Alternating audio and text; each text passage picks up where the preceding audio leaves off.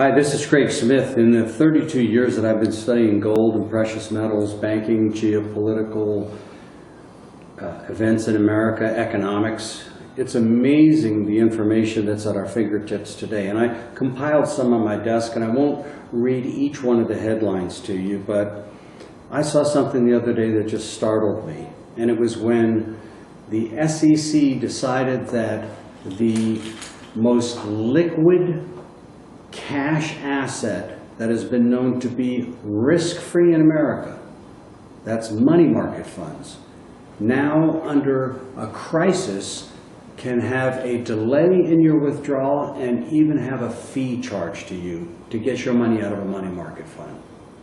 Now, isn't that hard to believe? To me, that was very, very hard to believe.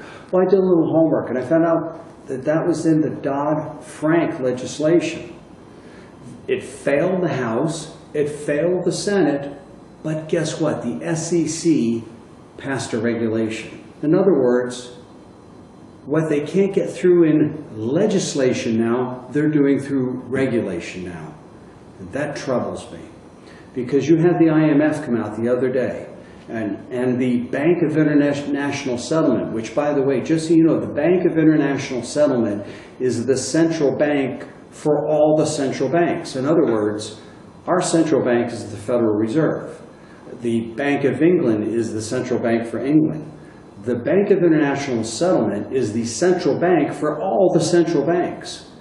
That they said that right now we are in worse problems, we're in worse trouble, we're in worse risk than we were pre-Lehman collapse in 2008.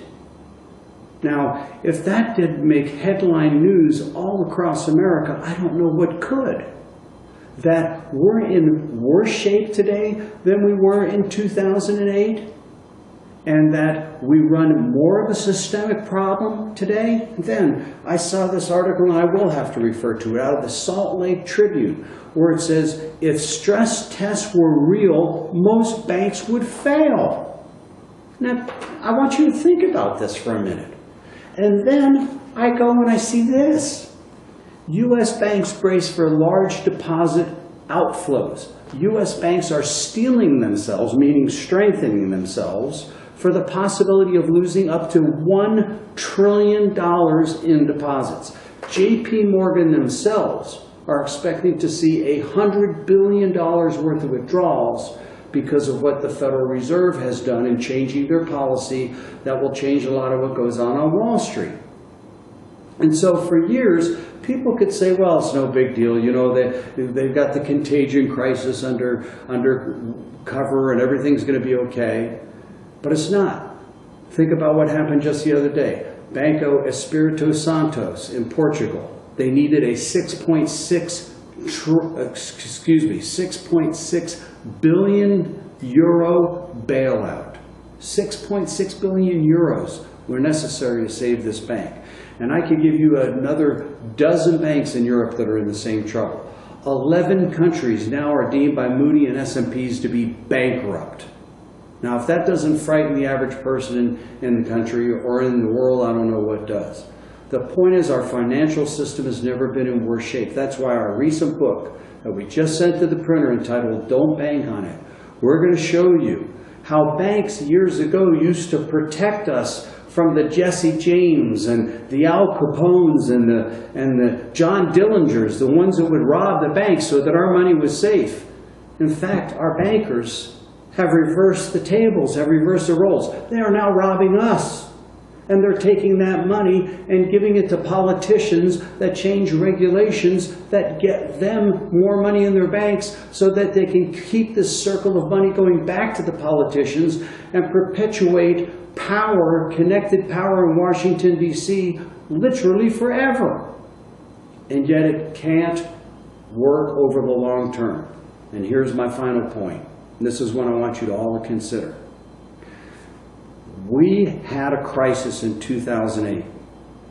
If this was September 12th of 2008, and you were watching this, and I said to you, within 2 days, you're going to see Lehman Brothers, one of the largest stock brokerage firm and investment banks that was created during the Civil War is getting ready to go bankrupt, you just shut the camera off. And yet 3 days later it happened. You remember J.P. Morgan was merged with Bear Stearns. Merrill Lynch was forced to merge with Bank of America. And next thing you know, we said, no, we're not going to save Lehman Brothers. And quote unquote, quote, the world was hanging by a thread.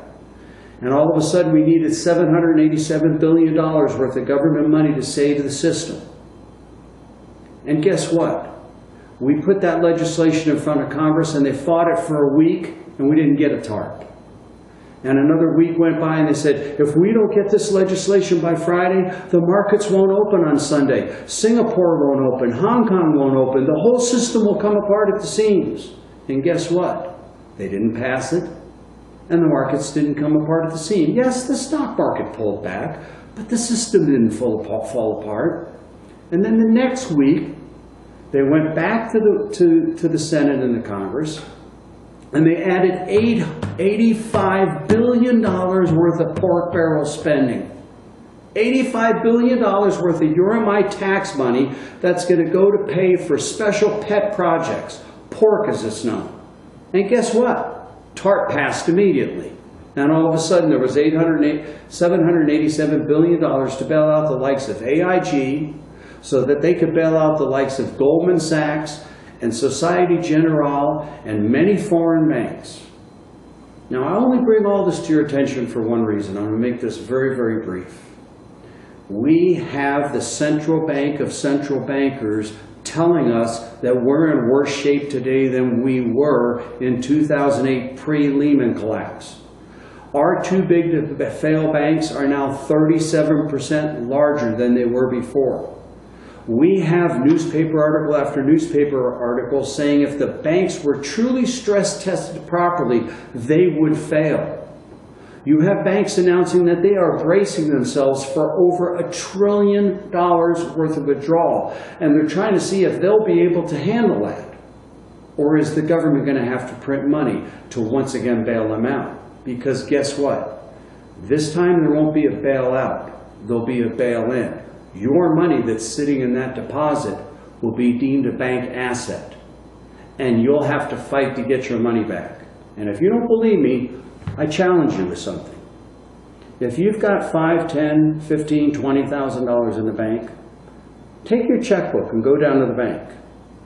And walk into the bank and say, I'd like to cash a check for $12,000 and I'd like to leave with $12,000 in cash. And watch what happens. You won't leave that bank with the cash. Oh, they'll tell you they'll give you a bank draft, or they'll give you a counter check, or they'll maybe give you a cashier's check. But they won't give you the cash. They'll tell you they don't have the cash, that the cash is not there to give you.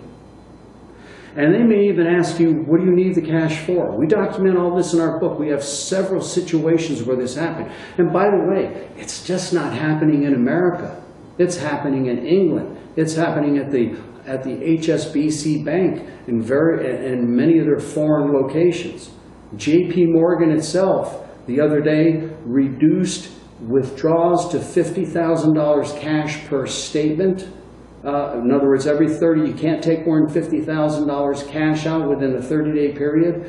And they've restricted you from doing international wire transfers. Capital controls. The point is, any day we can have another banking crisis. And don't look at Wall Street and say, oh, look at how Wall Street's 17,000, everything's okay. The system is fine. No, because here's the problem. In 2008, we didn't have a business cycle problem. It wasn't just a slow economy.